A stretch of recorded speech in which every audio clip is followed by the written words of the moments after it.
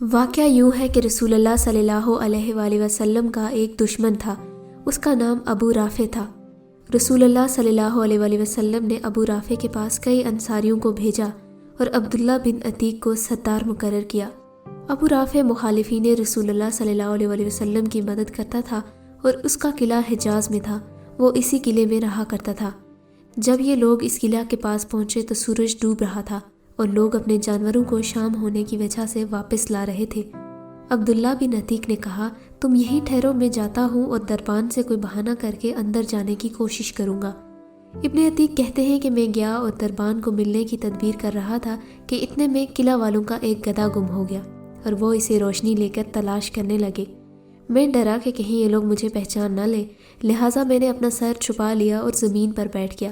اتنے میں دربان نے آواز دی کہ دروازہ بند کرنا ہے، جو اندر آنا چاہتا ہے وہ اندر آ جائے۔ دربان نے عبداللہ کو یہ خیال کر کے کہ یہ ہمارا آدمی ہے آواز دی کہ اللہ کے بندے تو اندر آنا چاہتا ہے تو آ جا تاکہ میں دروازہ بند کر سکوں۔ عبداللہ بن عتیق کہتے ہیں کہ یہ سن کر میں اندر گیا اور گدھوں کے باندھنے کی جگہ پر چھپ گیا۔ دربان نے دروازہ بند کر کے چابیاں ایک کیل کے ساتھ لٹکا دی۔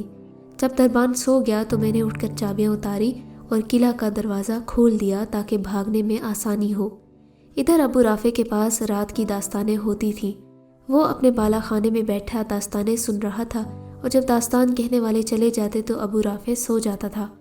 میں بالا خانے پر چڑھا اور جس دروازے سے اندر داخل ہوتا اس دروازے کو اندر سے بند کر لیتا تاکہ اگر لوگوں کو میری خبر ہو بھی جائے تو ان کے پہنچنے تک میں ابو رافع کا کام تمام کر دوں۔ غرض میں ابو رافع تک پہنچا۔ وہ ایک اندھیرے کمرے میں اپنے بچوں کے ساتھ سو رہا تھا۔ اس جگہ کو میں اچھی طرح معلوم نہیں کر سکا اور ابو رافع کہہ کر پکارا۔ اس نے کہا، کون؟ میں نے آواز پر ہاتھ بڑھا کر تلوار ماری۔ میرا دل دھڑک رہا تھا مگر یہ وار خالی گیا اور وہ چلایا۔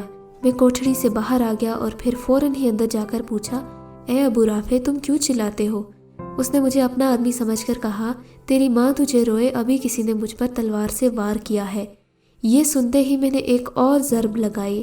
زخم اگرچہ گہرا تھا مگر وہ مرا نہیں۔ اس کی بیوی بھاگی اور وہ چیخا۔ میں پھر آواز بدل کر مددگار کی حیثیت سے قریب گیا تو وہ چت پڑا تھا۔ میں نے تلوار پیٹ پر رکھ کے زور سے دبا دی اور ایک ہڈیاں ٹوٹنے کی آواز سنی۔ تلوار چیختی ہوئی اس کی پیٹھ تک پہنچ گئی۔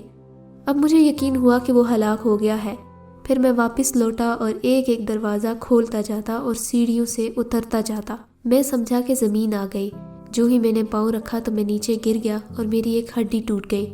میں نے امامہ سے ہڈی کو باندھا اور قلعہ سے باہر آ کر بیٹھ گیا اور دل میں طے کر لیا کہ اس وقت تک یہاں سے نہیں جاؤں گا جب تک اس کے مرنے کا یقین نہ ہو جائے۔ آخر صبح ہوئی، مرغ نے اذان دی اور قلعہ کے اوپر دیوار پر کھڑے ہو کر ایک آدمی نے کہا، لوگو ابو رافع حجاز کا سوداگر مر گیا۔ میں یہ سنتے ہی اپنے ساتھیوں کی طرف چلا اور ان سے کہا، جلدی چلو، اللہ نے ابو رافع کو ہلاک کر دیا۔ اس کے بعد ہم نے رسول اللہ صلی اللہ علیہ وآلہ وسلم کو خوشخبری سنائی۔ آپ نے میرے پیر کو دیکھا اور فرمایا، اپنا پاؤں پھیلاؤ۔ میں نے پھیلایا۔ رسول اللہ صلی اللہ علیہ وآلہ وسلم نے اپنے دست مبارک سے اپنا لب مبارک پھیر دیا۔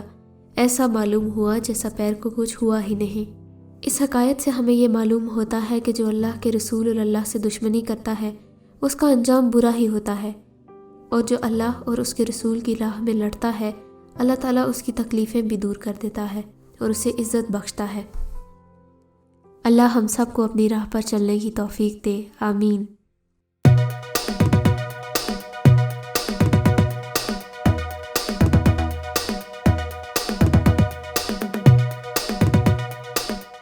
اگر آپ اس طرح کے ایمان افروز واقعات روز سننا چاہتے ہیں تو ہمارے چینل کو سبسکرائب کریں اور ہماری ویڈیو سب سے پہلے دیکھنے کے لیے بیل آئیکن پہ کلک کریں۔